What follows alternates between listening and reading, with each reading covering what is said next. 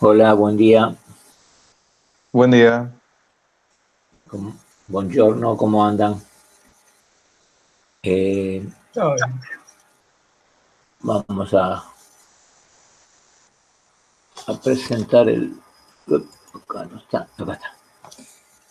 La voz, la imagen, está todo bien, ¿no? Sí, Sí, sí. Bien, perfecto. bien. Vamos hoy a arrancar con esto es una repasada nada más, ¿no? De electrodinámica.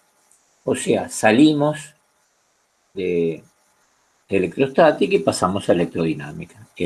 La diferencia es abismal, ya lo saben, ¿no?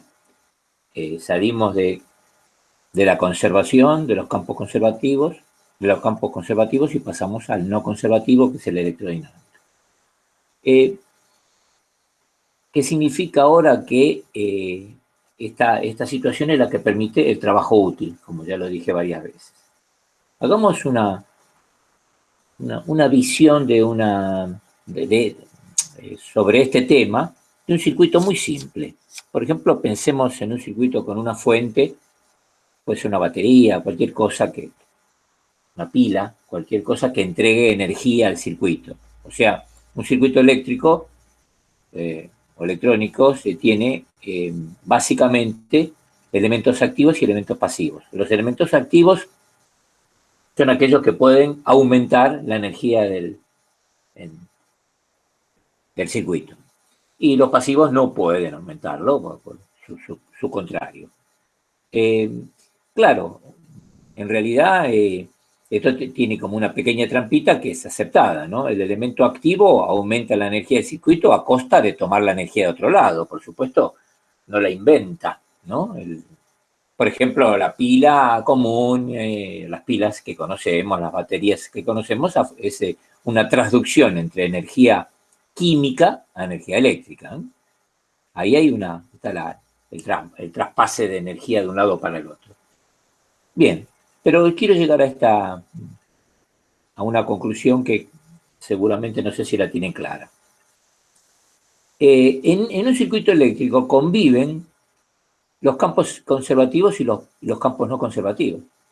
A ver, supongamos una fuente cualquiera. La fuente engloba a cualquier elemento activo que quieran. Pongamos una cualquiera. Una pila. Entonces, ¿qué hace la pila? La pila no provee portadores de carga para que circulen por el circuito. No, la pila no provee ni un solo portador de carga. El que provee los portadores de carga, en general, son los conductores, que están asociados ahí en el circuito, ¿no? Bien.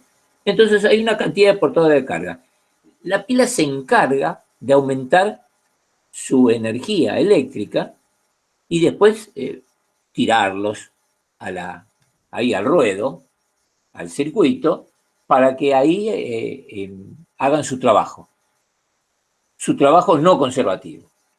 O sea, de nuevo, la pila es un dispositivo funcional conservativo. A ver, viene la pila toma un electrón. ¿Qué hace con ese electrón? Hace un trabajo con ese electrón, como en general, no, en general no, un poquito se disipa, porque la pila, a pesar de que lo que está haciendo está aumentando la energía, parte de esa energía se disipa en sí misma, porque no está hecha con materiales mágicos, tiene materiales que tienen resistividad baja, pero algo tiene, entonces un poquito se disipa, pero bueno, no lo tengamos en cuenta en este momento eso. La pila hace un trabajo y ese trabajo se convierte en energía potencial eléctrica. Por eso nosotros llamamos diferencia de potencial, porque viene de la energía potencial. ¿Y qué significa que es energía potencial?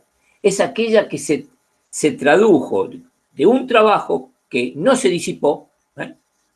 99% no se disipó, un poquitito, no se disipó, se transformó en energía potencial eléctrica. Es una actitud, si lo quieren llamar así, conservativa. O sea, dentro de un circuito eléctrico conviven los campos conservativos y los no conservativos. las fuentes configuran un trabajo conservativo que se convierte en energía potencial.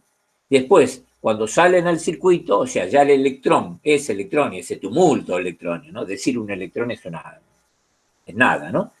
Ese tumulto de electrones, cuando salen allí al cable y harán lo que tienen que hacer. Y eso, todo harán lo que tienen que hacer, es un trabajo no conservativo. O sea, están haciendo un trabajo útil. ¿Se entiende, chicos, la idea esta?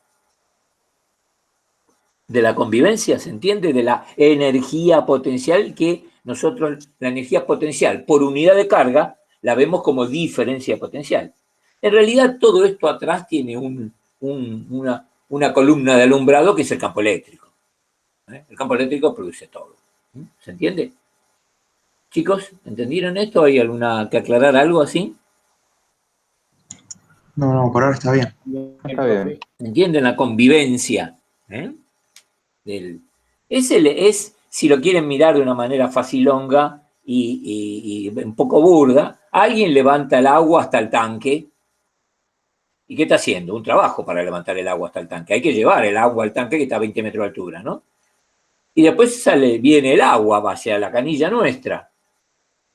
Bueno, aprovechamos ese trabajo que se hizo y se ganó energía potencial gravitatoria. El agua tiene otra, ese tanque de agua con sus 1000 litros de agua, lo que fuera, tienen una energía potencial gravitatoria que permite que el agua caiga. Bueno, acá cae porque es gravitatoria. En el circuito, ese trabajo que hace la pila genera una diferencia de potencial, una energía potencial, que la veo como diferencia de potencial, que permite circular entre el borne positivo y el negativo, no entre el tanque y tierra, acá es entre el borne positivo y negativo. La alegoría es visual, nada más que eso, no tiene otra implicancia. Los dos campos son conservativos, por supuesto, el gravitatorio y el electrostático. Bien. Ese tumulto de electrones moviéndose en los conductores configuran lo que se llama una corriente eléctrica, ¿no? ¿Qué es una corriente eléctrica al final? Al fin y al cabo, una cantidad muy importante de electrones desplazándose en una dirección dada. Bien. Bien, sigamos teniendo en cuenta, recordando que nosotros usamos todo el planeta. Creo que debe ser la única cosa que están de acuerdo el planeta entero, en usar la convención, no el real sentido de la corriente eléctrica. Se usa la convención, o sea, como si lo que se movilizaran serían los protones, las cargas positivas. No causa problemas, salvo alguna cosita muy especial en un tema, pero no causa problema ninguno. Uno puede resolver la placa de una PC, la madre de una PC que tiene 45.000 millones de cosas y no tiene ningún problema en usar la convención, teniendo en cuenta que todos tenemos que estar de acuerdo con eso. Uno considera una cosa, otro otra, nos volvemos locos, ¿no? Entonces todos estamos de acuerdo con esto. Esto viene con la idea de que en el siglo XIX se pensaba que lo que se movían, no se tenía la idea del átomo como la cosa, un núcleo protónico y bandas de energía alrededor, no se tenía, o mal dicho, órbitas, ¿no? Alrededor. Eso lo descubrió Rutherford en el año 1900 exactamente. Anterior se pensaba, estaba el átomo de Thomson, que yo, se lo juro, no me acuerdo bien cómo era. Sé que era una pelota y que adentro de esa pelota, le llamo pelota una esfera, ¿no? Una esfera, adentro de esa esfera estaban los electrones sueltos, no me acuerdo bien cómo era. Y lo que se movía era esa pelota positiva. Por lo tanto, la teoría de los circuitos se desarrolló, ya estaba desarrollada en el 2000, ¿no? Perdón, el 2000, en el 1900 ya estaba desarrollada, ¿no? Y estaba desarrollada con la idea de el movimiento de las cargas positivas. Bueno, todos aceptaron en seguir con esa convención y ahí seguimos. Acá está un poco charlado todo eso, ¿no? Ahora bien, vamos a ver algo que se llaman tres velocidades, el título, tres velocidades. ¿Qué son tres velocidades? Recordémoslo, si no lo saben, es bueno saberlo esto.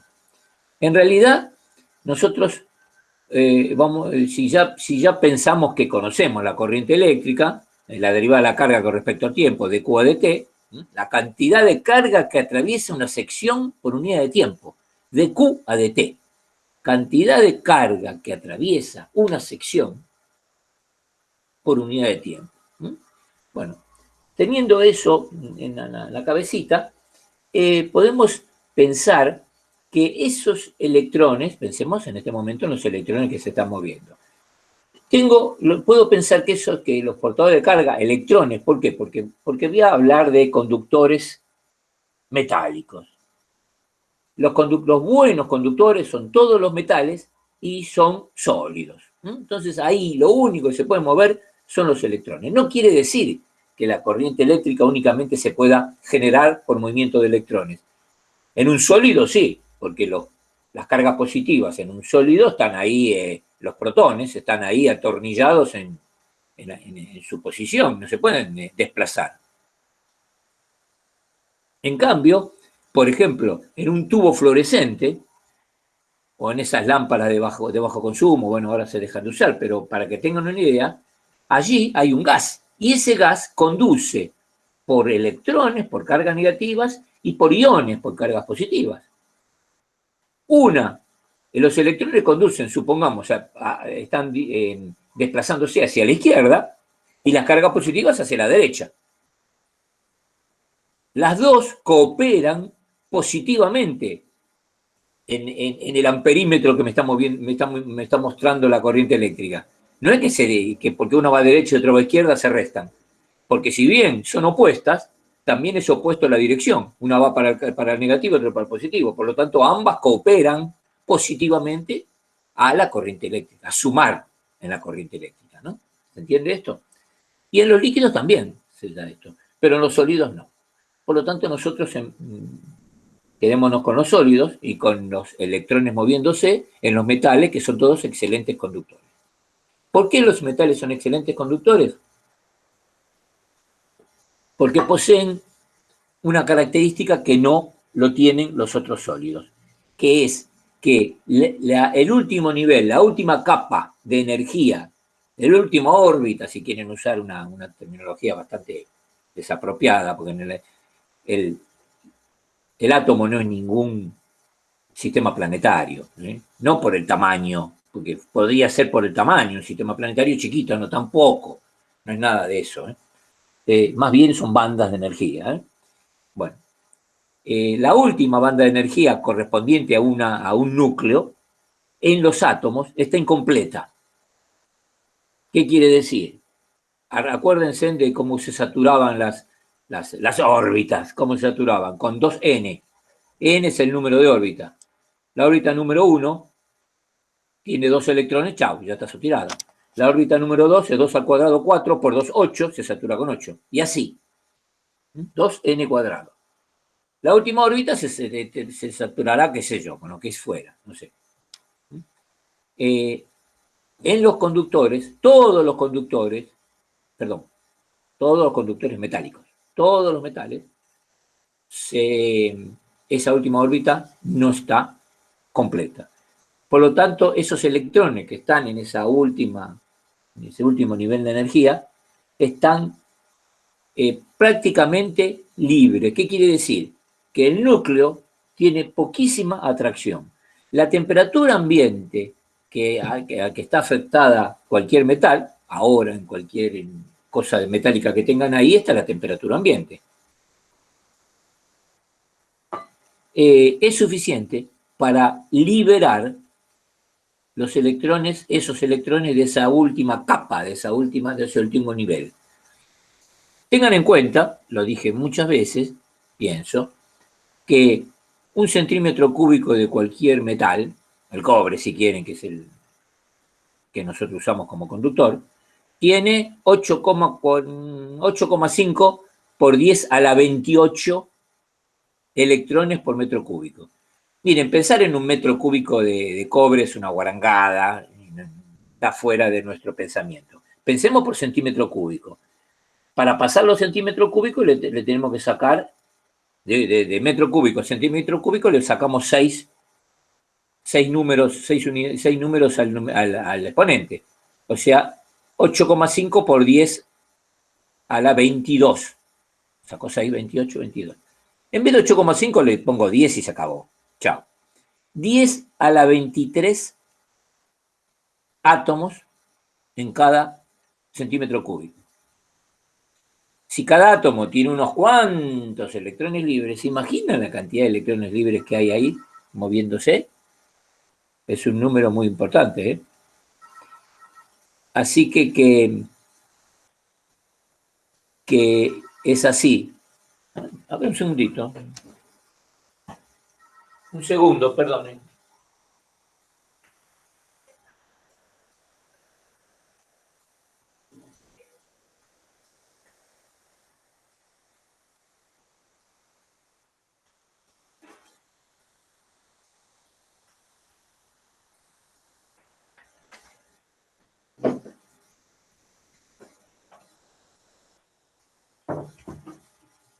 Disculpen. Lo que pasa es que yo tengo una línea de esas de teléfono de las viejas y ni me acuerdo porque nadie llama a ese teléfono. Está ahí, que si me piden el número ni lo conozco, no me lo acuerdo. Así que sonaba ese teléfono, no sé quién fue, no importa. Disculpen.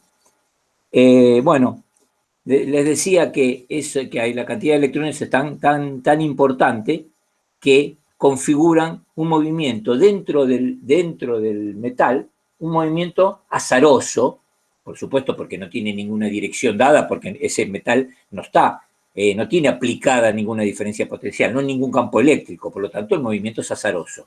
Y ese movimiento azaroso se lo estudia con la teoría cinética de los gases.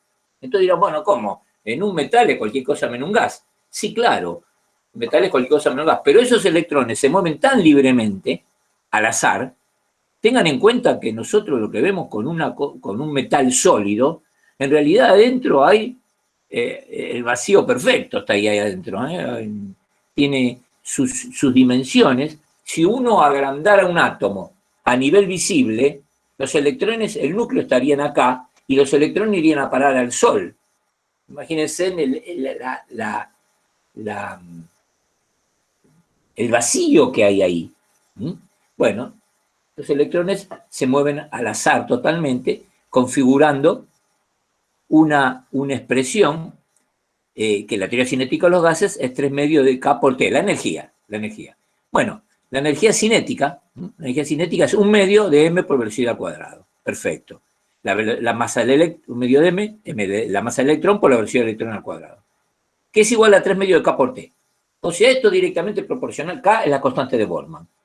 Y T es la temperatura, T grande, en Kelvin.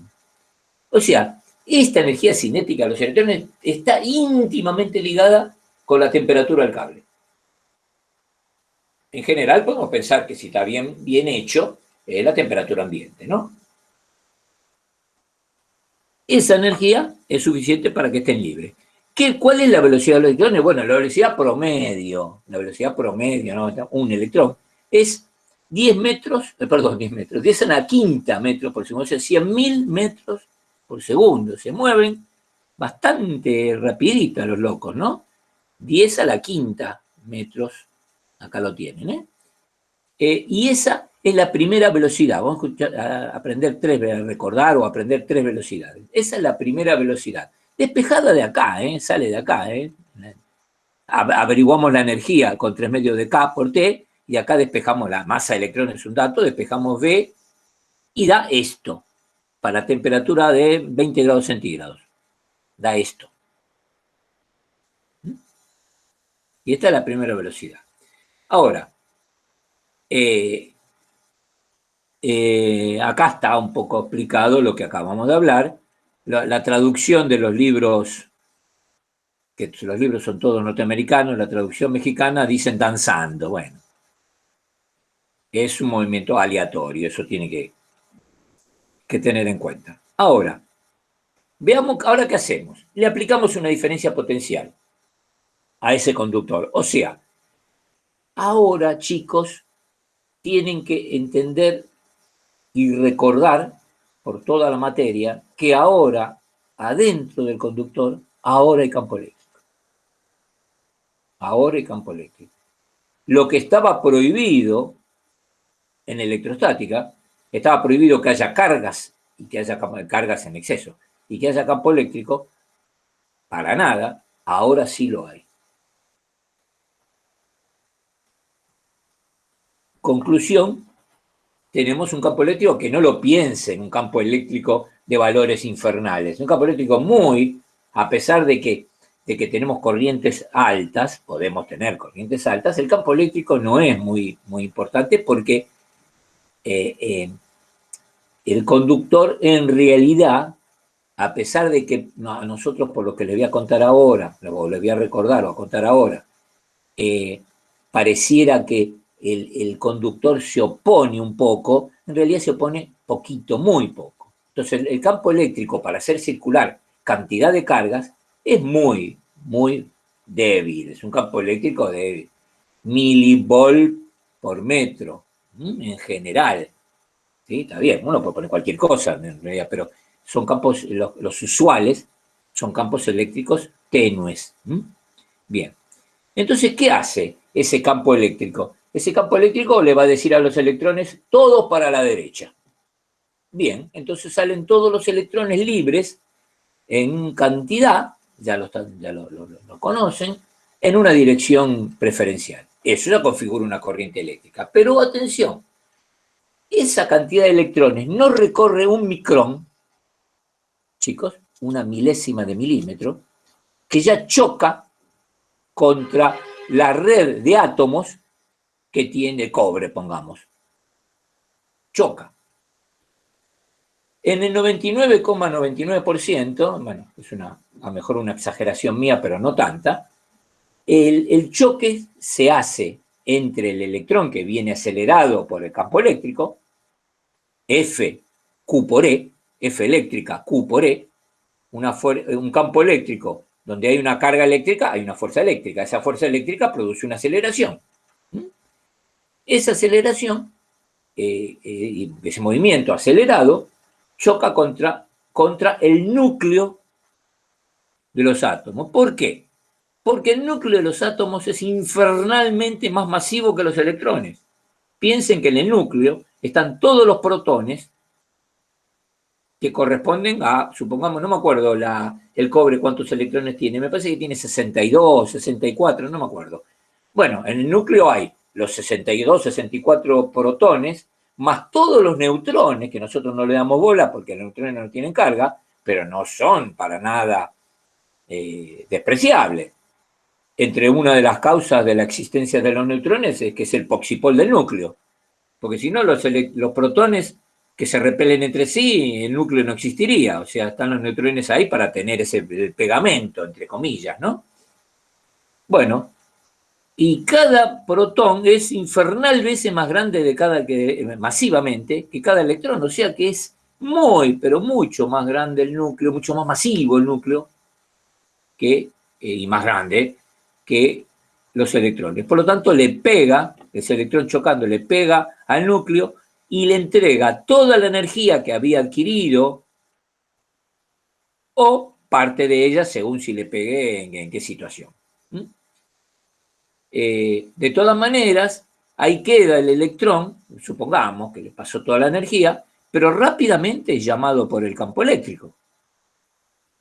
Sigue presente el campo eléctrico adentro. Y es llamado y sale volando de vuelta, por así decirlo, y le vuelve a pegar a otro núcleo. Chicos, esa sucesión de choques lo que logra son varias cosas. Desde un punto de vista, lo que logra es aumentar la temperatura del cable, a veces en forma desapercibible por nosotros, porque no detectamos aumentos muy suaves, salvo que pongamos un medio de temperatura muy delicado, si no lo detectamos, pero si el cable está bien dimensionado, no lo detectamos. Pero pasa eso. Nosotros la temperatura del cable la detectamos cuando lo tocamos por la vibración de los átomos que componen ese conductor. Y esa vibración se agudiza cuando es chocada por los electrones. Y así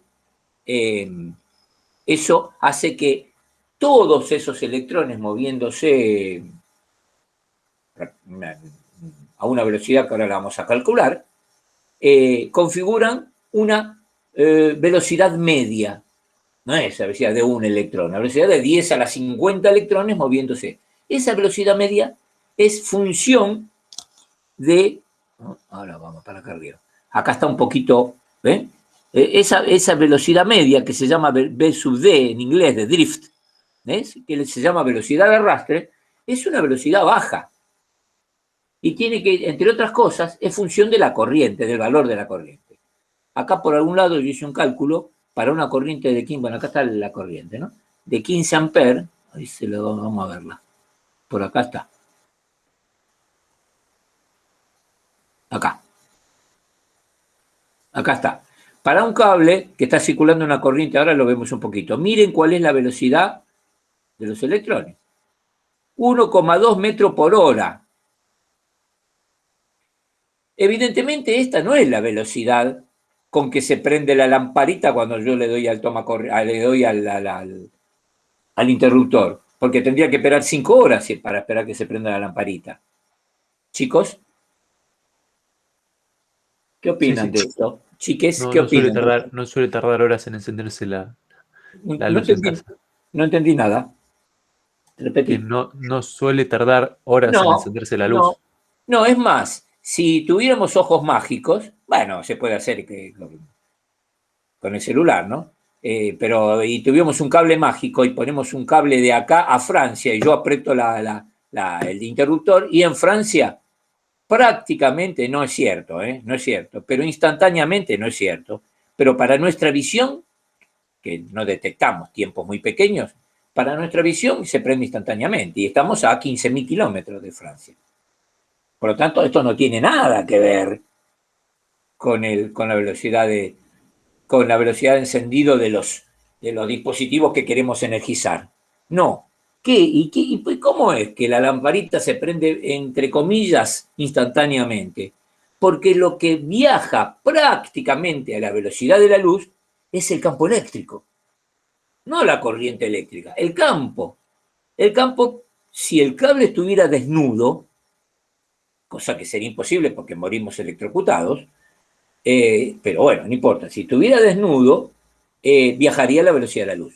Como tiene una cobertura de plástico, esa cobertura disminuye un poco la velocidad, de 3 por 10 a la octava la disminuye los cobertores comunes a 2 por 10 a la octava, o sea, a 200.000 kilómetros por segundo. Lo mismo es una guarangada. Es no percibible para nosotros así visualmente. ¿Y qué pasa? Nosotros pensamos, claro, es el campo que viaja. Ahora, como eléctricos podemos pensar, es la diferencia potencial que viaja. Y está correcto, porque nuestra visión escalar de un campo eléctrico es la diferencia potencial. O sea, casi instantáneamente aparece sobre los bornes que yo quiero energizar, qué sé yo, la lamparita, la lavarropa, lo que quieran, aparece una diferencia de potencial y ya está. Y ahí aparece la corriente, la que hablamos recién nosotros, ¿no? Aparece una diferencia de potencial y la corriente en el circuito que se energiza. ¿Está bien? Entonces, tenemos 3 velocidades. Una velocidad era la velocidad aleatoria, esta que valía 10.000, ¿cuánto era? 10.000 metros, esta, 100.000 metros por segundo, la velocidad aleatoria con el conductor sin energizar. O sea, solamente de la energía térmica, o sea, la velocidad térmica. Solamente energía térmica. Esto es muy interesante, retomo un minuto esto. Esto se descubrió a principios del 60, no hace tanto. Había un grupo de gente comandada por que estaban trabajando sobre un tal Johnson, ¿Conocen el ruido de Johnson? Ustedes van a ser electrónicos, tienen que conocerlo. Estaban trabajando con un radar y querían aumentar la sensibilidad. ¿Qué es la sensibilidad de un dispositivo? La sensibilidad de un dispositivo es el mínimo valor del parámetro con que trabaja ese dispositivo. Por ejemplo, pongo una cosa fácil, un voltímetro. ¿Cuál es la sensibilidad de mi voltímetro? El mínimo valor que puede detectar. Si yo le pongo un nanovolt, y no va a decir nada. Por lo tanto, la sensibilidad en algunos muy buenos son microvolt y los normales son milivolt. Ese es el mínimo valor que puede... En el caso del radar, pasaba eso. Querían aumentar la sensibilidad del radar y llegaron a un piso de valor que no podían superarlo. Y estuvieron analizando qué pasaba y descubrieron que era los electrones chocando contra los átomos, producen un ruido, es un ruido indeseable, es un ruido aleatorio. Se lo llamó ruido de Johnson y ganaron el premio Nobel, $1 millón. No, de dólares no, de... ¿Cómo se llama la unidad de Suecia? ¿Libras esterlinas? No, esa inglesa. La corona, la corona. La corona que es más o menos $1. Por ahí está. El franco suizo. Eso es Suiza, esto es Suecia. El premio Nobel lo dan los suecos, no los suizos. Chicos. Sí. Y esa es la corona. Bueno, un palo verde. No sé, en el año 62, 63, no sé. Bueno, no importa. Era un montón de plata lo mismo. Bien, ahí se descubrió el ruido de Johnson. El que se llamó, acá está, el ruido de Johnson. ¿Y qué es? Función de la temperatura. O sea, ¿cómo hago para bajar? ¿Cómo hizo Johnson para bajar este ruido? Y le metió frío. O sea, le sacó calor para ser un poquito más coherente con lo que se dice, ¿no? O sea, pero hay que bajar la temperatura bien, ¿eh? Por ejemplo, si alguna vez pasan por la ruta, ayer me acordaba, hoy no. ¿Cómo se llama la ciudad donde nació el famoso campeón mundial de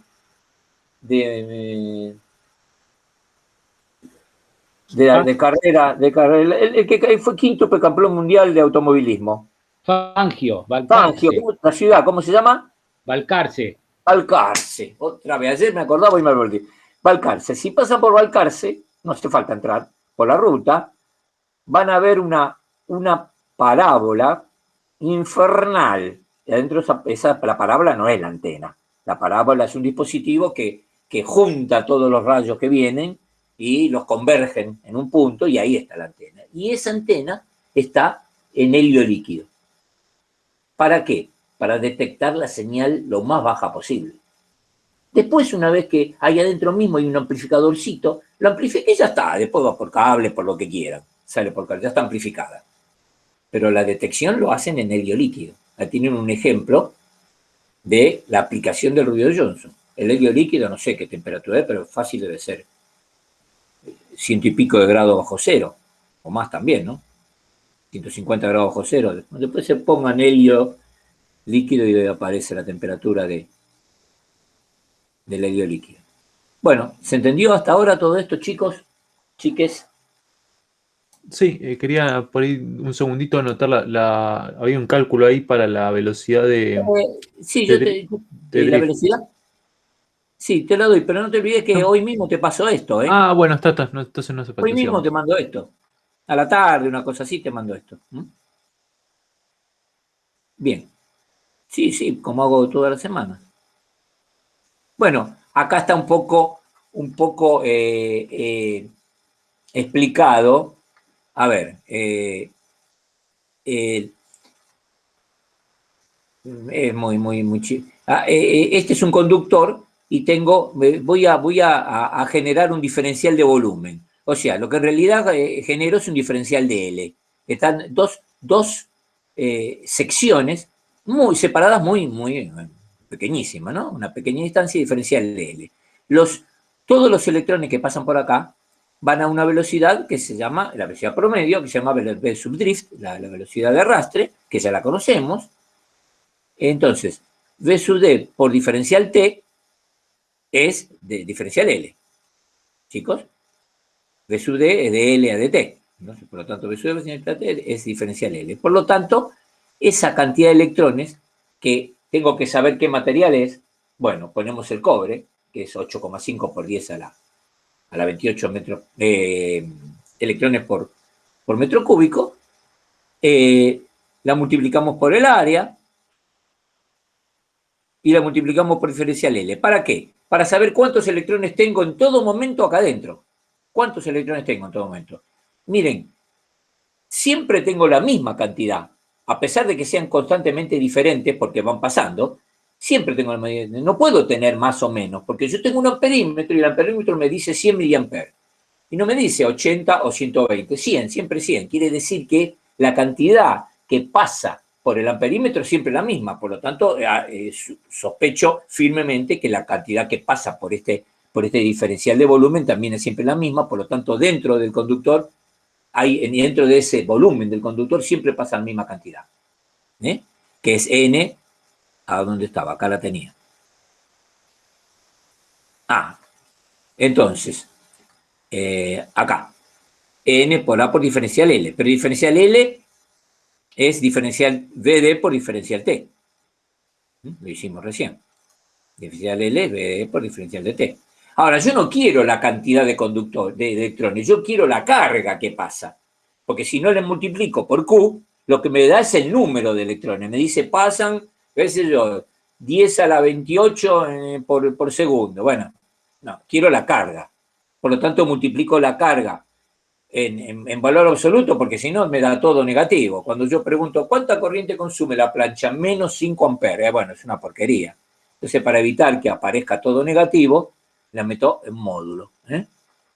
La carga de los electrones negativa, entonces, bueno, módulo. Entonces es diferencial de Q acá. ¿Está bien? Ahora paso diferencial de tiempo dividiendo y de Q a dt la corriente. Y acá me queda la expresión. ¿De qué depende la corriente? Del número de electrones por unidad de volumen, del área que atraviesa, de V sub D, por supuesto, de la velocidad de arrastre y de la carga de electrón. Para un conductor dado, digamos que es prácticamente todo. ¿Cuál puedo variar yo de acá? Y algunas cosas pocas. Si uso la carga de Q, por supuesto que no puedo. N, tampoco, porque uso cobre. El área sí, puedo usar mayor o menor sección. Está entendido que cuanto más sección tengo, más probable es que pasen los electrones con menos choque, porque tienen más espacio para desplazarse. Entonces, a mayor sección, menos choque. Por lo tanto, aumentando la sección es una. La otra cosa es aumentando V sub D. Bueno, para aumentar V sub D tengo que aumentar la corriente. Eso no lo puedo hacer porque yo necesito una corriente dada para un circuito. No puedo ir a poner 25, 30, 80 amperes. No.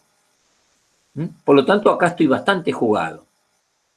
La idea también que tenemos que saberla es que en muchos lugares del mundo se usa el aluminio a cambio del cobre. Por ejemplo, en Estados Unidos se usa el aluminio a cambio de cobre. Tienen ventajas y desventajas. En general pareciera que son más las desventajas, pero para el que tiene aluminio no es tanta la desventaja. Primero, ¿por qué puede tener desventajas? Por dos cosas. Primero, que el aluminio tiene un punto de fusión por debajo del cobre. El aluminio, no me lo acuerdo justo yo, estas cosas, los números de fusión no me los acuerdo, no más que ponerlo en el Google, pero yo creo que el aluminio debe andar en el orden de los 600 grados, la fusión, los 700 por ahí, y el cobre tiene 900 y pico.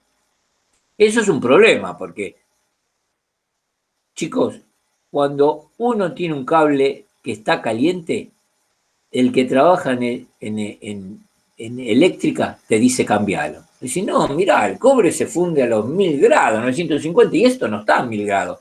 Y te dice, cambialo. Porque como la disipación crece con la corriente al cuadrado, en cualquier momento se hace pomada. Así que el cable no puede detectarse temperatura, si uno quiere estar tranquilo y dejarlo ahí. Nuestra mano no tiene que detectar ningún cambio. Cuando está caminando, cuando está energizado, cuando está sin energía. Bien. Pero eso es una pequeña ventaja que tiene, una desventaja que tiene. Y la otra desventaja que tiene puede ser que cueste más producirlo. En la Argentina está Aluar, que está ¿dónde está Aluar? En la ciudad, en Puerto Madryn. Está en Puerto Madryn, que usa energía, pero de una manera infernal. Tiene una generadora que está en Futaleufú, Esquel, o sea, Aluar está en el Océano Atlántico. Perpendicular, se puede decir así. Uno hace 600 kilómetros que es un viaje fantástico, 600 kilómetros por la ruta 25, y va a parar a la cordillera, a la misma altura del país. De allá está, de la cordillera, está Futaleufú, Esquel, Futaleufú, y acá está, en el mar Atlántico, está Aluar, Puerto Madryn. De Futaleufú le mandan 450 megawatts a Aluar constantemente. Tienen un tendido de red directo de 600 kilómetros con alta tensión, ¿no? De Futaleufú, miren lo que gasta. Ahí tienen lo que es producir los cables, porque se necesita, el aluminio viene muy empobrecido en el sentido que viene de piedra de aluminio. Se usa la electrólisis para purificar el aluminio, y eso necesita corriente a lo pavo. Bien. Una ventaja que tiene el aluminio, que pesa 3 veces menos. Y otra desventaja que tiene, porque le nombré una sola, le dije 2, nombré una sola. Otra desventaja que tiene la mitad de la conductividad que el cobre. 37 tiene, algo así, contra 85, 8,5, 85 contra 37. Por ahí, mitad, por ahí tiene. Eso es otra desventaja. Pero la grandísima ventaja que tiene es que pesa 3 veces menos. Por lo tanto, en los tendidos hace falta pesa mucho menos, y el soporte, el hilo de acero que hay que poner para soportar los tendidos, en el aluminio es muy inferior. ¿Se entendió todo esto, chicos? Sí. Bien. Sí, profe. Bien, entonces ahora vamos a pasar a repasar esto, nada más también para tenerlo en mente, de energía y potencia. Energía eléctrica para nosotros y potencia eléctrica también, pero no necesariamente tiene que ser unidades eléctricas. Siempre las unidades, no importa. La potencia eléctrica y la potencia mecánica es watt, es joule sobre segundo, independientemente de qué esté midiendo. Entonces aquí hablo un poquito esto de que para sostener la corriente en un circuito, los portadores de carga tienen que recibir energía, y esa energía que reciben es energía eléctrica. Bueno, entonces se configura hay la potencia. Quiero decir consumo de potencia que está absolutamente diseminado. Absolutamente. Hasta en los libros se dice consumo, y nosotros también decimos consumo de potencia. Y en realidad está mal, porque lo que se consume es la energía. La potencia es el ritmo, joule sobre segundo, ritmo, es un latido. Es el latido de la transformación de la energía. Si quieren, disipación. Si quieren, guardarla, lo que quieran. Pero yo agarro con esa energía y hago algo. El ritmo con que hago ese algo, ese toco, toco, toco, una vez por segundo, eso es la potencia. se puede decir el ritmo con que se disipa la energía. Está bien, si quiere. Pero todos asociamos potencia con disipación y le decimos, esta lámpara disipa 3 vatios. Y bueno, ya está. Listo. Bien. Potencia, como dijimos, es energía por unidad de tiempo. Acá lo tiene. Energía por unidad de tiempo. Y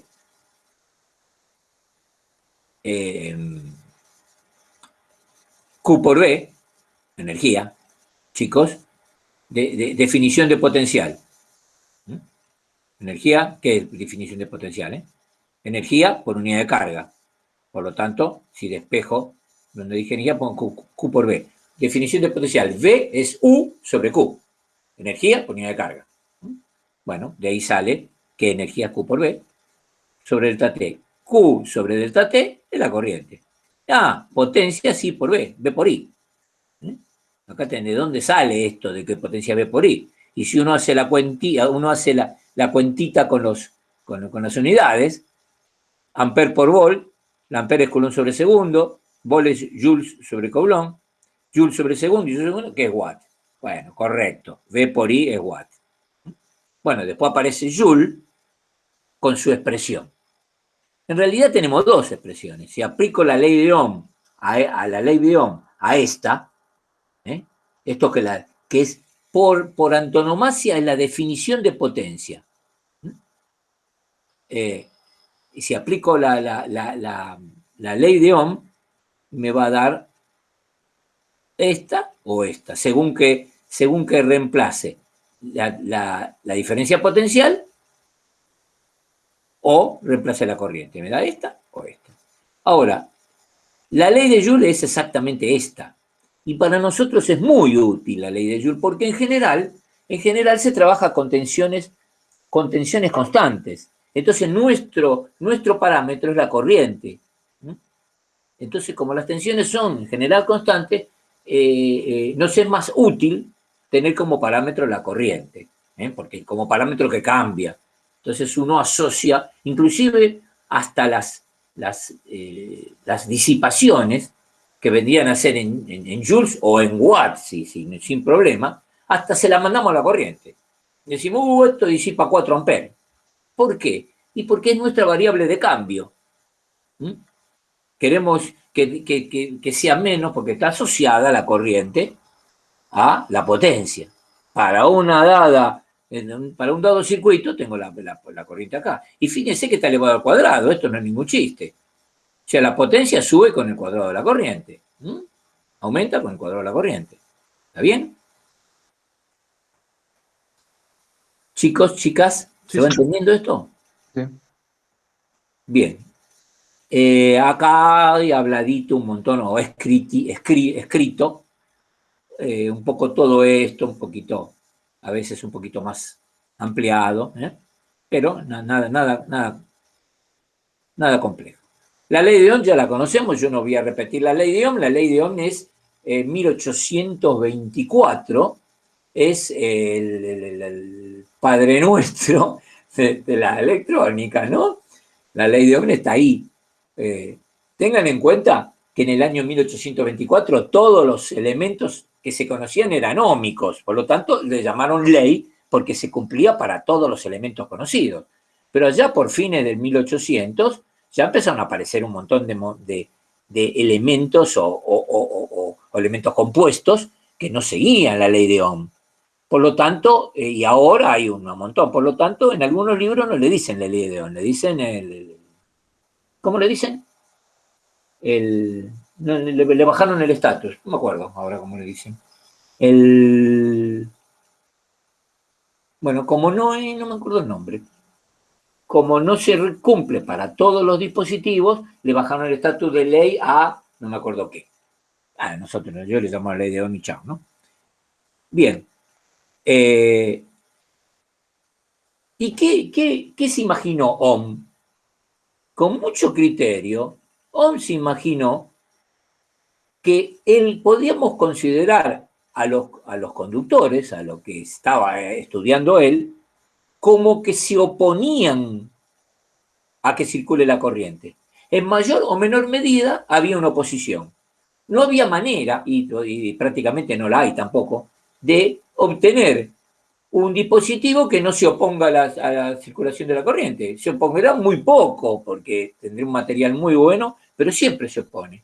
Y bueno, Ohm lo que hizo fue tasar esa oposición, que la tasó en función de los parámetros circuitales, no de los parámetros propios del material. Porque no es lo mismo meterle cobre que aluminio, que X, y, que plata, que platino, que lo que fuera. Bueno, no se usa platino para...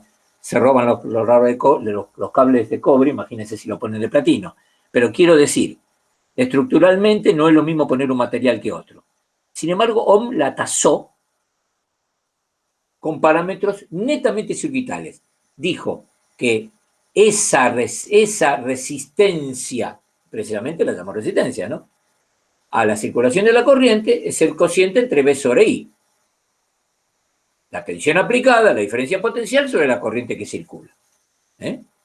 Y esa es la ley de Ohm circuital y macroscópica. Agarro un pedazo de cable, le aplico una diferencia potencial, le pongo un amperímetro, mido y se terminó. Bien. Es macroscópica la ley de Ohm. Ahora, esta es la ley de Ohm puntual. ¿Qué pasa punto a punto dentro del conductor? Bueno, punto a punto dentro del conductor tengo que observar, me tengo que dejar la diferencia potencial, que es otro fenómeno para nosotros muy útil, pero es macroscópico, y me ocupo del campo eléctrico. Ahora dentro del conductor y campo eléctrico sí, lo hay, ahí está. Y hay una corriente que me conviene en este momento, para ya van a ver lo que vamos a llegar, me conviene, en vez de poner la corriente I, ponemos la corriente por unidad de superficie. Densidad de corriente, J. Amper sobre metro cuadrado. Densidad de corriente. J. Y entonces, bueno, tenemos un campo eléctrico y una densidad de corriente funcionando, a una sección que atraviesa, el cable tiene una longitud, como siempre. Por supuesto, acá tengo la ley de Ohm, tiene aplicada macroscópicamente una diferencia de potencial, producto de R por I, la ley de Ohm. Ahora, acá la empiezo a ver desde el punto de vista interno. Puedo hacer, V que es la integral de E diferencial L.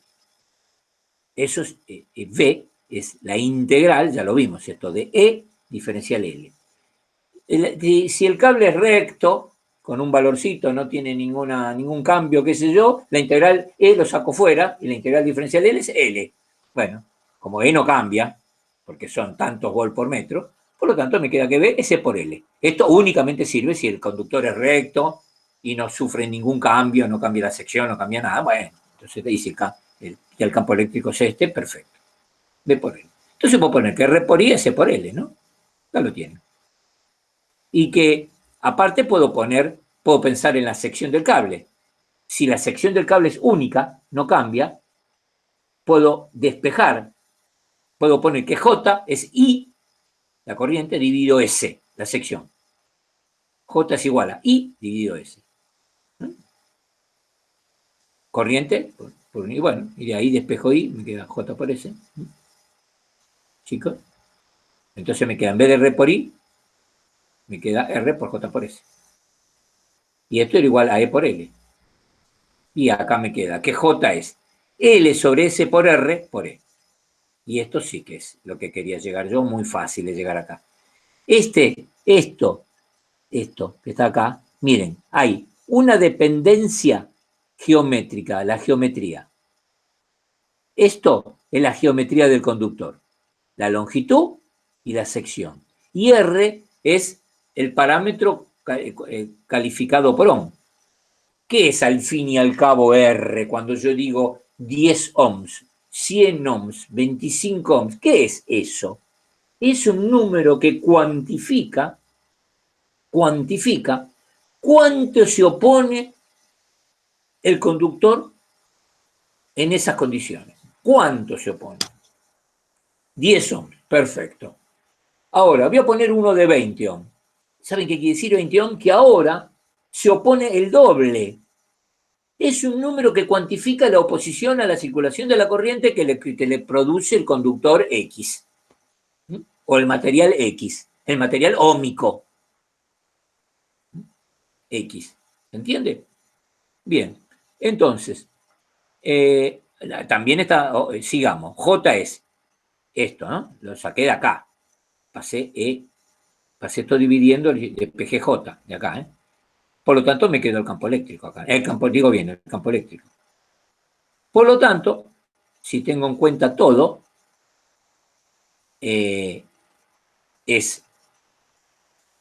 bueno, se los digo así. L por S sobre R, que depende de la geometría del material, configura el parámetro que es la conductividad, que es la inversa de la resistividad. L por S sobre R, que es el material y la geometría, depende de la geometría y del material, ninguna otra cosa, es sigma, conductividad, que es la inversa de la resistividad. Por lo tanto, J es sigma por E. Y esta es muy importante, muy importante. Ahora la vamos a... Pero la repaso un poco. Fíjense, la densidad superficial de corriente es igual a un parámetro que me está modelizando la geometría y la dependencia con el material, y por otro lado el campo que es externo a todo esto. Es externo. Hay alguien que generó este campo E, acá no está, no importa, pero acá este campo E lo generó alguien, ¿eh? ¿Está bien? Bien. Esta es una, acá lo puse, esta es una ley puntual, se aplica punto a punto dentro del conductor. Le han cambiado la ley de Ohm, hay que poner un perímetro y un voltímetro, lo que quieran, y es una ley macroscópica. Bueno, ahora, y esto es importante, muy importante. Chicos, ¿ustedes recuerdan que definimos, cuando estábamos en electrostática, definimos al campo eléctrico por dos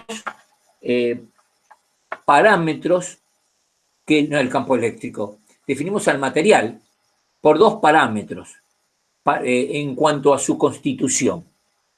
¿Se acuerdan, chicos? D epsilon por E,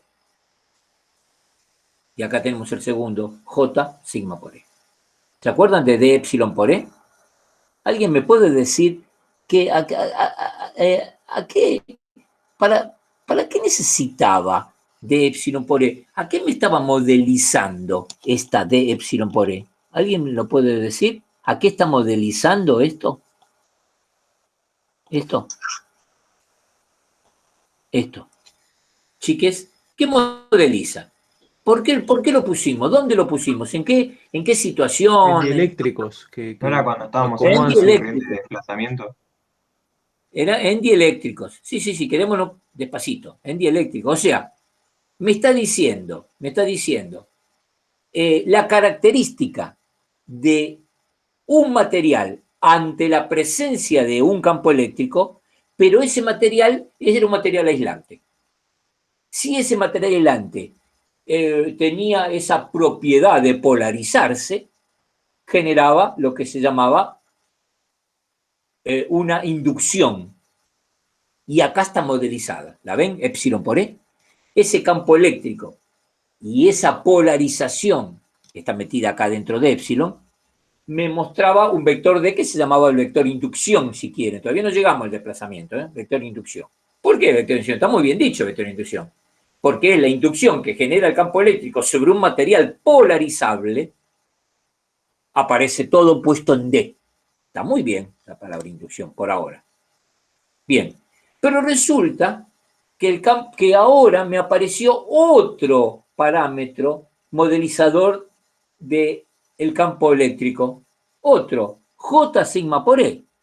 Y entonces uno dice, bueno, el campo eléctrico tiene modeliza dos materiales, sí, modeliza el material en cuanto aislante y modeliza el material en cuanto conductor. Dos. Chicos, esto es muy importante. ¿Por qué es tan importante? Ya se lo voy perfilando. Porque en breve, ahora mismo, en un ratito, ahora mismo vamos a ver el tema magnético. Y va a aparecer un parámetro que modeliza al material en cuanto a su acción magnética. Lo mismo que acá tenemos estos dos, ahí el otro, vamos a tener el otro que modeliza su acción magnética. Y esa modelización magnética, sorprendentemente o no, hay una sola.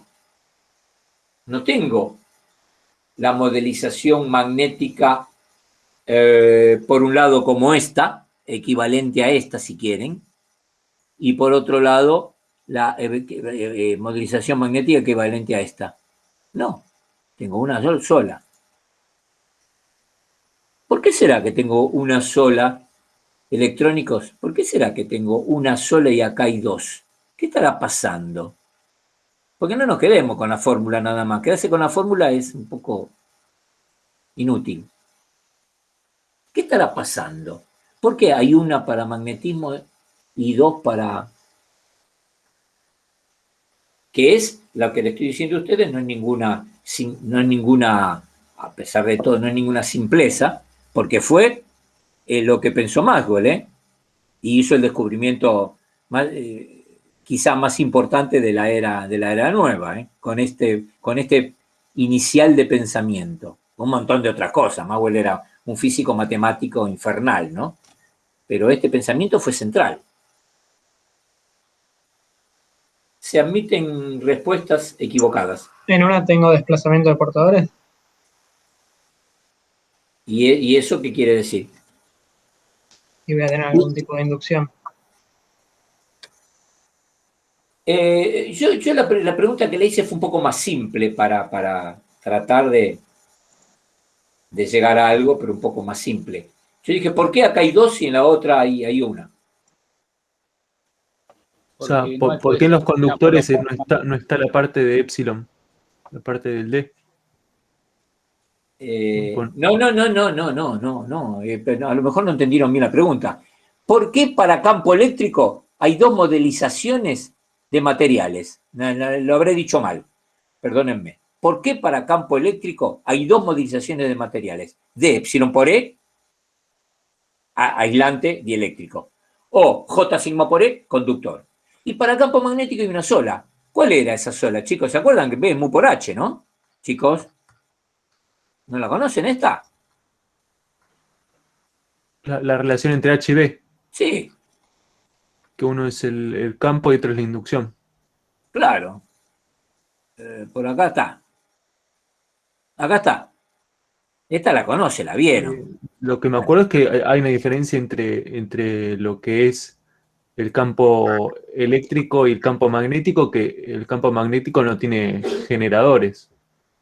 O sea, vos podés en campo eléctrico encerrar y con una superficie Gauss encontrar una cantidad de generadores de ese campo.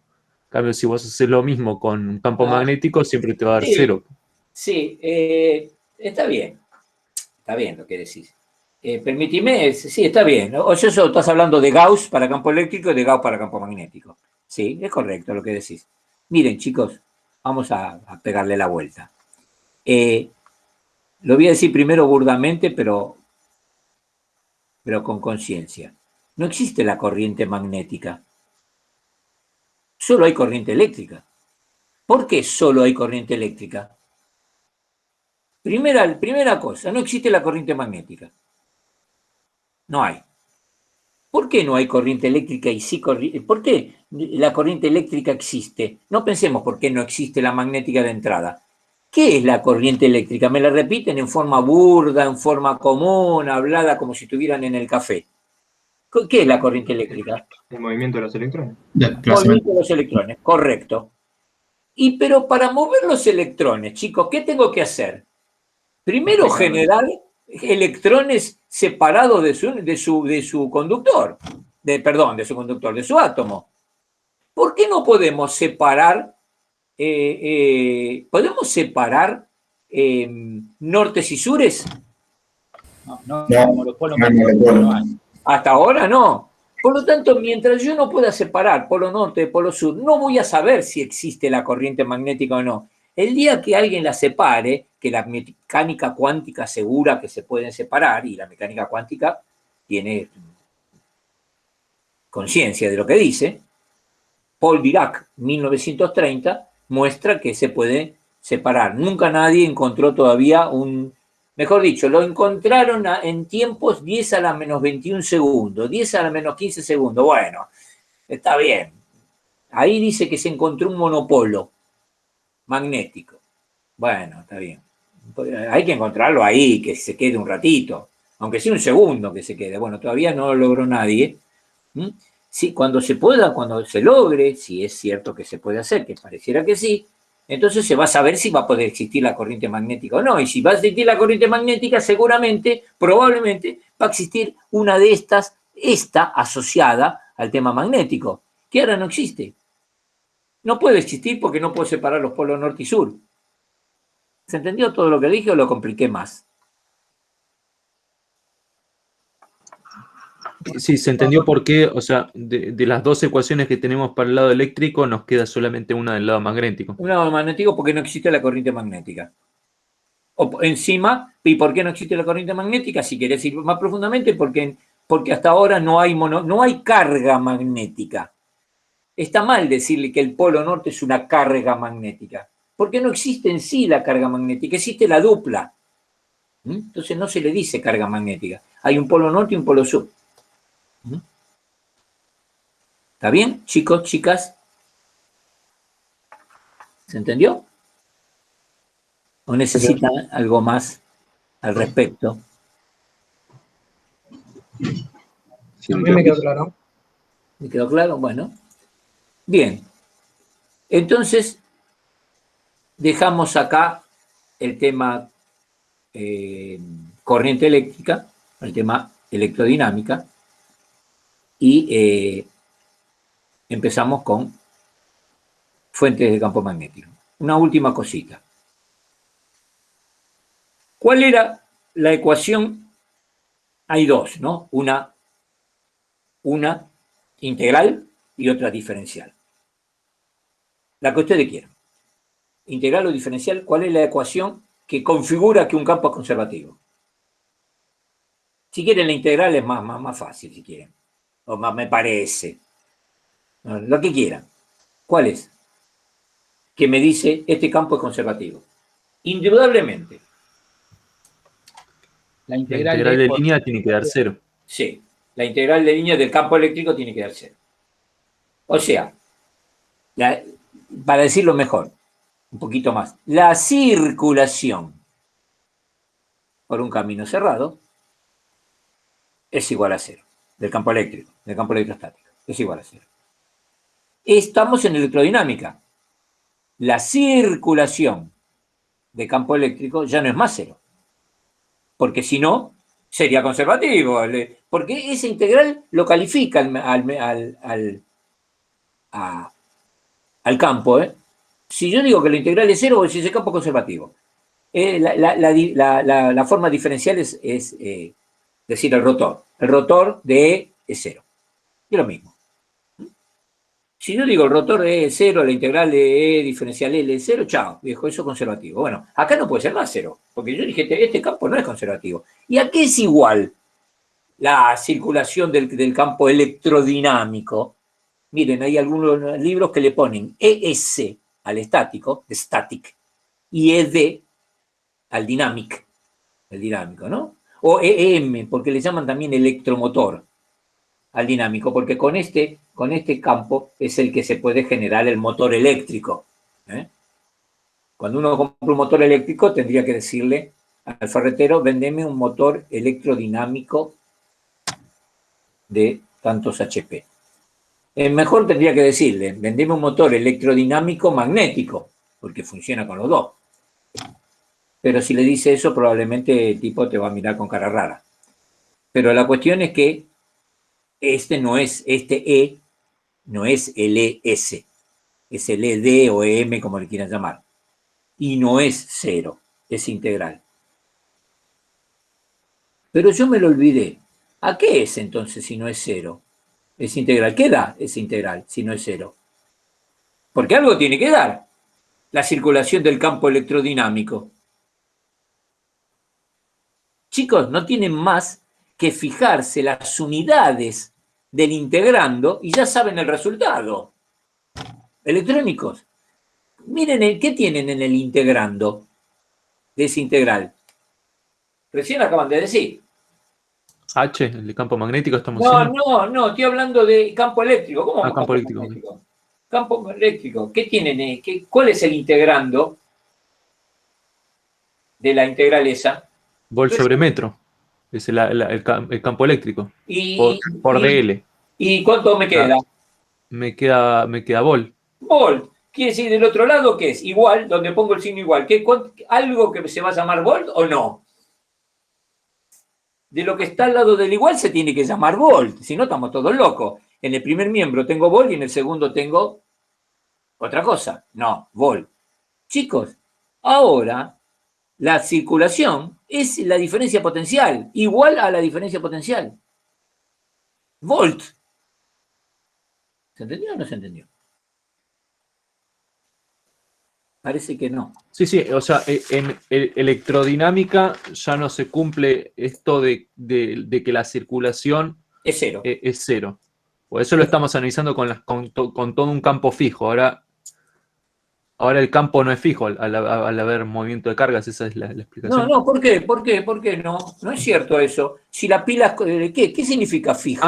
Cambia la forma del campo. Vos te referís, fijo, ¿qué te referís? Que no sé, ¿qué es fijo?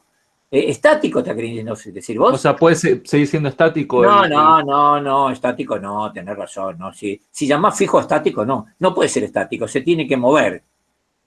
Pero si se mueve y no cambia en el tiempo, o sea, vale 2 volt, 2 volt, 2 volt, 2 volt, 2 volt, 2 volt, entonces eso es un campo que cambia, que se mueve, pero no. O sea, es no conservativo, pero es siempre el mismo. Siempre el mismo, eso es corriente continua. ¿Entendés? La corriente continua tiene siempre el mismo valor, pero hay una corriente. Hay electrones que están haciendo todo para la puerta de calle. Bueno, ¿se mueven o no? Por supuesto que se están moviendo. Pero configuran un único valor. Eso es corriente continua. Ahora, si oscilan, ya lo vamos a ver también, por supuesto, es una oscilación y en general son oscilaciones senoidales, o qué sé yo, bla, bla, bla, positivo, negativo, es una corriente alterna. Chicos, ¿se entendió todo esto? Sí. Bien, entonces, tengan en cuenta que la integral de circulación del campo electrodinámico, diferencial L, es ahora el potencial eléctrico. Bien. Da un valor y da distinto de cero. Ya lo vamos a hacer también con el campo magnético. Uno aplica esa ley al campo magnético y me va a dar, a ver qué me da. Vamos a ver qué da. Vamos a llegar, espera un poquito. Bien, entonces, esto es un pequeñito repaso en 5 minutos, en 2 minutos. El primero que hizo el gran descubrimiento fue en el año 1819, fue Ørsted. Ørsted era un físico danés, danés de Dinamarca, que descubrió casualmente, como muchas veces se hace, que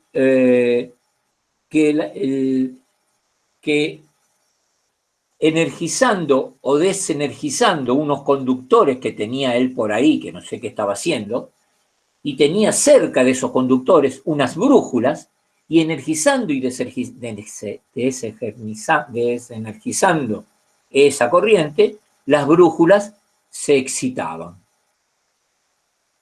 Y entonces él decía, pero ¿cómo? Que yo le dé corriente al cable, la brújula se mueve, quiere decir que porque para que se mueva la brújula tiene que haber un campo magnético, no había ninguna conexión entre el cable y ninguna conexión eléctrica entre las brújulas y los cables que estaban por ahí. Entonces le llamó poderosamente la atención, entonces dijo con mucho criterio, la corriente eléctrica está generando un campo magnético, con mucho criterio. Ampère, que era matemático también, y que era un genio, Ampère el de los Ampère, ¿no? Que le dieron la nomenclatura de la corriente eléctrica. la unidad de la corriente eléctrica. Ampère dijo muy atrevidamente, y que después resultó cierto, dijo, todo campo magnético se debe a la existencia previa de una corriente eléctrica. Entonces se armó un despelote padre, 1820, porque dijeron, bueno, mirá, la corriente eléctrica de este cable me está produciendo un campo magnético, pero ¿cómo me explicás el campo magnético de un imán? ¿Dónde está la corriente eléctrica en un imán? Y Ampère no podía decir nada porque la teoría subyacente en ese año era la teoría de Thomson, la constitutiva de los átomos era el átomo de Johnson, que no era el que conocemos nosotros. El que conocemos nosotros del año 1900, de la era de Rutherford. Entonces no lo podía explicar claramente, pero resultó en el año 1900, cuando aprendimos que los electrones están en niveles de energía ubicados y que se mueven el electrón del átomo de hidrógeno, que es el más simple de todo, el único electrón que tiene, el átomo de hidrógeno, hace millones de metros por segundo. O sea, se está moviendo el loco, no está ahí, ¿eh? Ese movimiento frenético de ese electrón configura una pequeñísima corriente eléctrica. Al fin y al cabo es un electrón moviéndose. ¿Será una corriente eléctrica azarosa o con direcciones muy variables? Ni me importa, pero se puede considerar como una pequeñísima corriente eléctrica. Y esa pequeñísima corriente eléctrica genera un pequeñísimo campo magnético.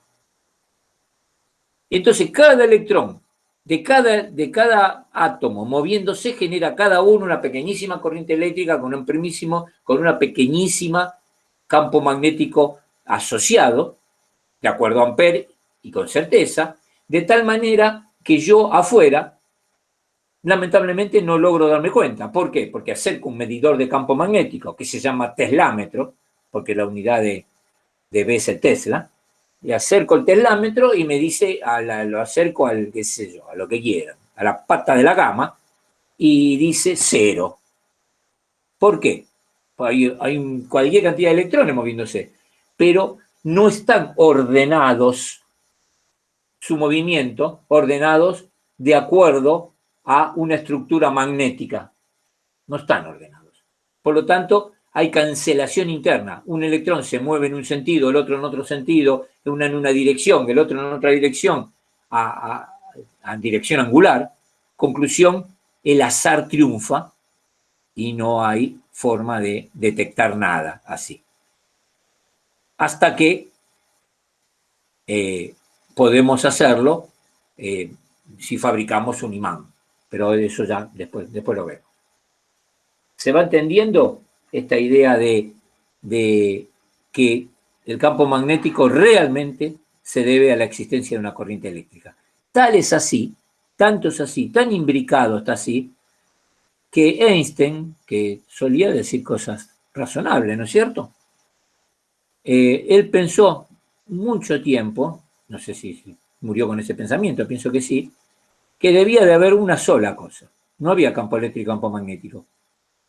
Que en el fondo se puede llegar a encontrar una sola.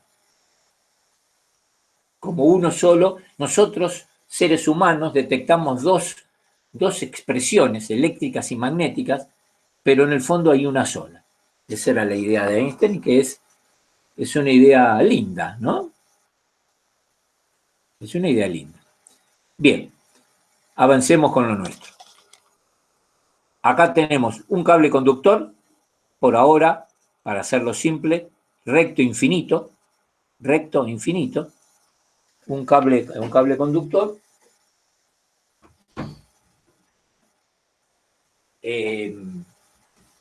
con corriente eléctrica, en ese sentido y en esa dirección. En su cercanía tenemos que admitir que hay una corriente eléctrica, que hay un campo magnético, generado por esa corriente eléctrica. con un medidor de campo magnético, es muy fácil hacerlo, se pone un teslámetro a un enredado y aparece un campo magnético, por lo menos aparece el módulo del campo magnético, ¿no? Y rápidamente sabemos que esa corriente eléctrica es proporcional al campo magnético. Si yo aumento el campo magnético, aumenta la corriente eléctrica. Ahora, si yo digo que el campo magnético vale 1,3 Tesla, ¿cuánto vale la corriente? ¿Qué sé yo cuánto vale? No sé, porque esta es una proporción, no es una ecuación. La proporción nos da tendencias, no nos da otra cosa. Bien. También se verifica para un conductor largo y recto que B es proporcional a 1 sobre R. O sea, cae hiperbólicamente con R. Esto solamente si el conductor es largo, ¿eh? Y recto. Y que también B es proporcional a mu. Yo le puse mu 0 acá, pero tendría que haber puesto mu. O sea, es proporcional al material donde yo estoy haciendo la experiencia. Le puse mu 0 porque como todavía no, qué sé yo, para empezar con algo, pero sería mejor poner mu. Es proporcional al material. Y el material está en el numerador. Cuanto más permeable, más permisible, más grande es mu, más campo magnético hay con la misma corriente. Esto es interesante porque yo quiero campos magnéticos importantes con corrientes mínimas, ¿no? Entonces es bueno tener un mu grandísimo. De hecho, lo hay. Los materiales ferromagnéticos tienen mu llegan a medio millón, es muy relativo. El coeficiente entre mu y mu 0, medio millón. Hay, de 1 millón hay. Es una guasada, ¿no? Bien. Este vector se lo llama, no sé, ¿cómo lo nombraron ustedes en física 2, este vector? ¿Así, como lo nombro yo, o le dieron otro nombre? Chicos, ¿me pueden decir? ¿Se acuerdan cómo lo nombraron a B en física 2? La verdad que no. Yo no. No te entendí. Yo la verdad no me acuerdo, fue hace un par de años ya, así que... Lo llamaban inducción. Ahora van a ver por qué. En realidad, ya no existe más, un tire y afloje, en el sentido de que en las universidades argentinas se daba la versión europea del tema magnético. Y había un tire y afloje con la versión norteamericana. Y al final tuvieron que cambiar, la UTN también, la UBA también, todos tuvieron que cambiar por la versión norteamericana. ¿Por qué? No quiere decir que una sea mejor o más importante. A mí me parece que la europea era más linda. Pero los dos llegan a la misma cosa, si no sería una cansada, ¿no? ¿Y cuál es la diferencia? Ahora se las voy a mostrar cuál es la diferencia. ¿Y por qué tuvieron que pasar por la americana? Porque como todos los libros son norteamericanos, si uno está con el profesor y le da la versión europea y va al libro, y se le va a armar lío, porque si la primera vez que está viendo una cosa inicial y tiene cambiado los vectores, entonces dice, ¿qué es esto? Entonces tuvieron todos que pasar a la versión americana. La versión americana es esta, B. Esta es la versión americana. Chicos, es esto que acaban de ver, Y yo, para que entendamos Maxwell, voy a tener que pasar a la otra, que se llama H. Acá está. Miren, repetí lo mismo que acá.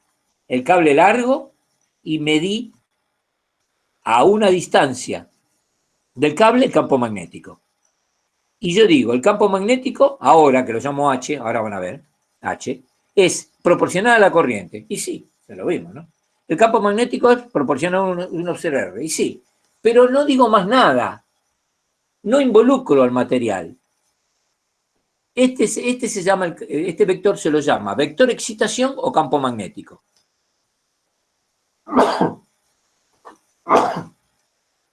Bueno, vector excitación o campo. Gracias. Vector excitación o campo magnético. Es el vector campo magnético puro. A ver, yo tengo un campo magnético puro y ese campo magnético puro está en el espacio y se encuentra con un pedazo de hierro. Entonces, ese campo magnético, cuando se encuentra en el pedazo de hierro, ese pedazo de hierro produce algo que se llama inducción. El campo magnético externo afecta y se induce y aparece este vector. Por eso se llama inducción. Los norteamericanos no le llaman inducción, le llaman campo magnético al B. Y nosotros nos quedó el nombre nada más, inducción.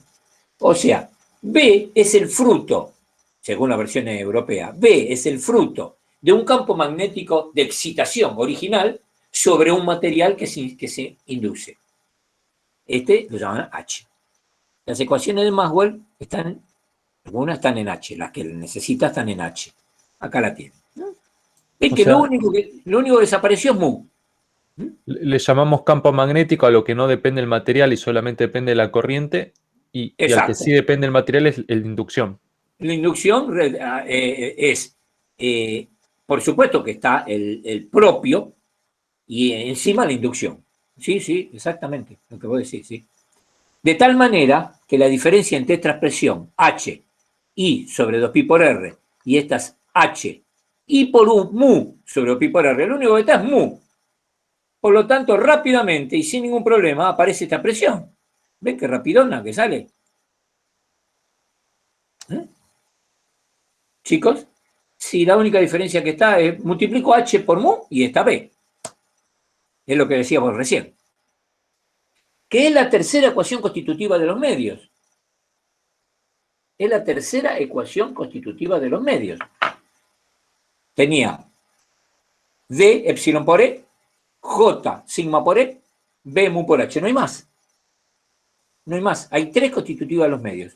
Para resolver cualquier problema de electromagnetismo, que es el objetivo nuestro, necesitamos las 4 ecuaciones de Maxwell más las 3 constitutivas de los medios.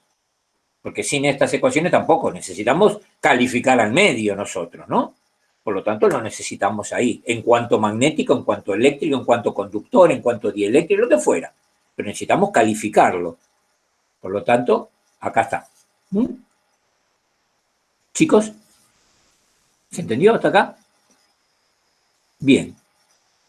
Y entonces acá aparece este dibujito que es el más común de todo, es el más habitual, es un imán con sus líneas de campo.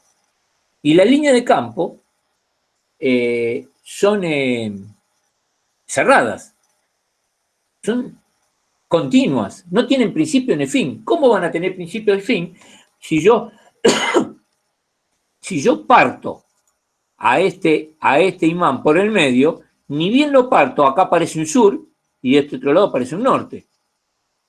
Por lo tanto, yo no puedo, y si lo vuelvo a partir, vuelve a aparecer, y se dice que hasta, en la teoría, es hasta que yo puedo partir y quedarme con un átomo, ese átomo tendría un sur y un norte. Bueno,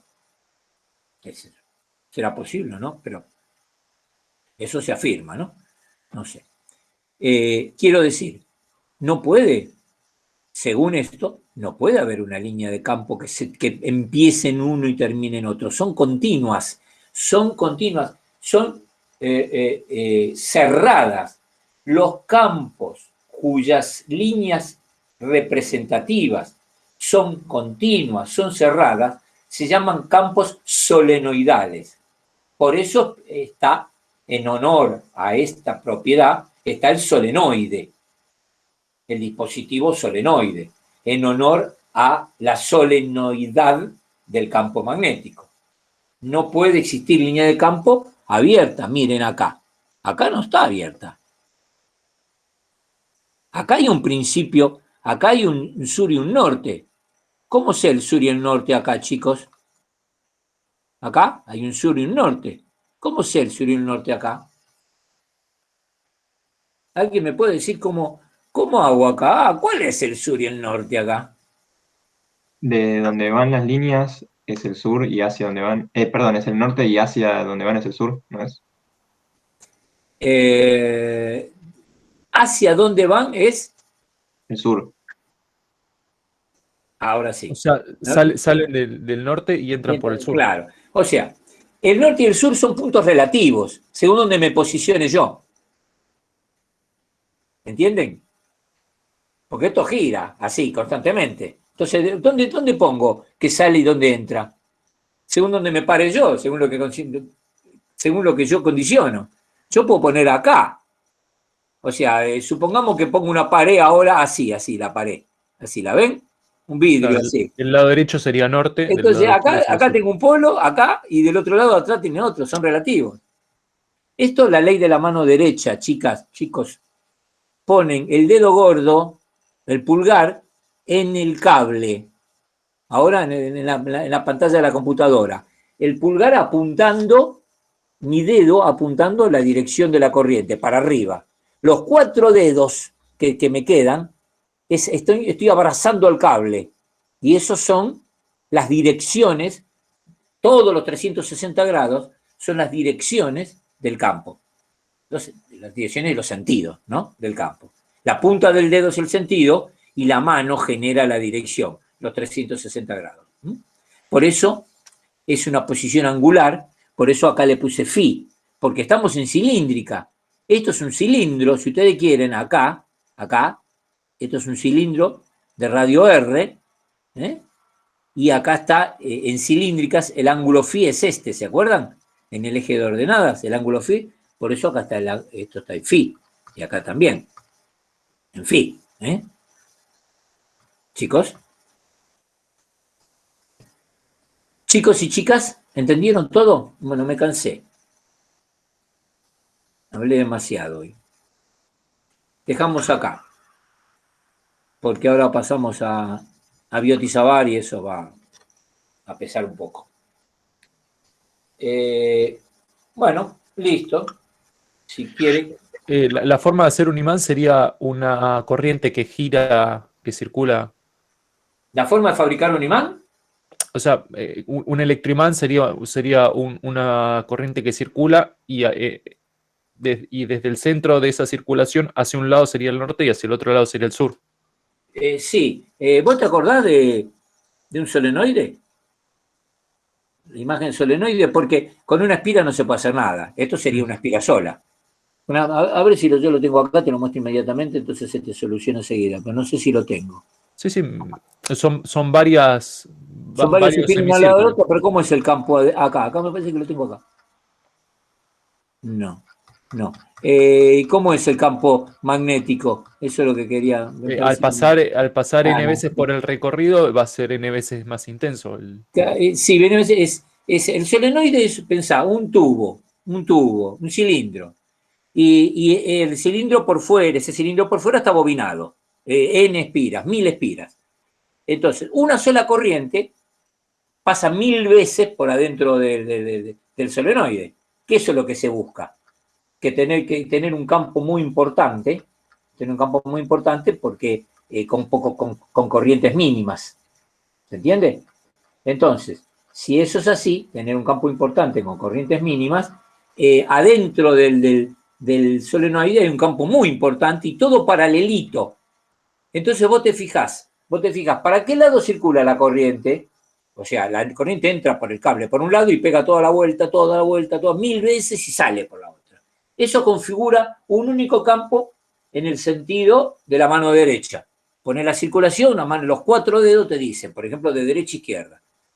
Por lo tanto, ese solenoide en el extremo izquierdo es el polo norte, en el esquema derecho es el polo sur. Mirando la imagen de un solenoide va a ser mejor que todo lo que dije yo. Que ni yo me entendí. Ahí sin figura no se puede. No lo tengo yo acá. Si no se lo mostraba. Podemos decirlo con un reloj, por ejemplo, si gira en sentido horario o no. Por ejemplo, vos mirás un reloj y lo acostás sobre una mesa, mirando vos el reloj. Sí. Giraría. Eso es un campo magnético. En sentido antihorario estás siguiendo la regla de la mano derecha. Entonces, el campo iría hacia arriba de la mesa. Entonces, vos tenés un campo que gira en sentido antihorario. No, hacia una arriba. Corriente que gira en sentido antihorario y un campo magnético que sale hacia arriba. O sea, que el norte sería hacia arriba. ¿Dónde está la corriente en ese reloj que dijiste vos? La corriente estaría girando en sentido antihorario. Vos miro un reloj. No, la corriente no tiene que girar. Vos lo que tenés que hacer es poner un reloj en la mesa para ver la imagen y el cable perpendicular a la mesa. Y por ahí está circulando el cable, está circulando la corriente, por ahí. Por ese cable perpendicular. Ahora, el reloj está circulando en el sentido como corresponde, en el sentido horario. Por lo tanto, la corriente está yendo para abajo. Si ese es el campo magnético, en el sentido horario, la corriente está para abajo, ¿entendés? Ah, o sea, mirando ahora la circulación del campo magnético en vez de... Claro, o sea, No, es no, no, recta la no corriente. hagas circular, no hagas el campo magnético girando, no. La corriente girando. Si la corriente es recta, el campo magnético gira. Si la corriente es recta, es un hilo que atraviesa la mesa, y vos decís, las agujas son, el sentido de giro de las agujas es el campo magnético, y eso me dice que la corriente en ese cable es de arriba hacia abajo, para abajo. Poné el dedo gordo apuntando a la mesa y fíjate que los 4 dedos te circulan horario. Poné el dedo gordo contra la mesa, ¿entendés? Sí, sí. Esto. ¿Encontraste el de la espira? No. La punta de los dedos vendría a ser el norte. Mira, a ver mi imagen. ¿No tienen mi imagen? Yo no me la Se veo. ve, sí, ahora está. Pero yo no. Hay que ponerla en pin porque al seguir presentando se ve chiquita, pero si le pones el pin se ve grande. ¿Qué es poner el pin? Uno pone el mouse sobre tu imagen y aparece como un simbolito de fijar y participante. Sí, No, digo, para si que cerrás el todos se chat, puedan lo ver en puedes ver. tamaño grande. ¿Usted ve mi mano? Sí. Y bueno, este dedo es la corriente, para abajo. Por lo tanto, el campo magnético es este. Si la corriente va para abajo, la aguja del reloj horario. Si la corriente fuera para arriba, ¿la ve mi mano ahora? Sí. Ahí sería anti-horario. Antihorario. La corriente para arriba. Por eso te digo que la corriente no la haga girar, la corriente circula. Por lo tanto, este es el campo. Esta punta de los dedos me está configurando en todo momento el polo. ¿Ven lo que hago con la punta de mi dedo? ¿La ven? ¿La ven? ¿La punta? Chicos. ¿Y esto qué es? ¿Eso qué es? El polo norte. Pero fíjese que es relativo. Porque ahora ¿qué es? Y bueno, yo tengo que tener norte contra sur. Entre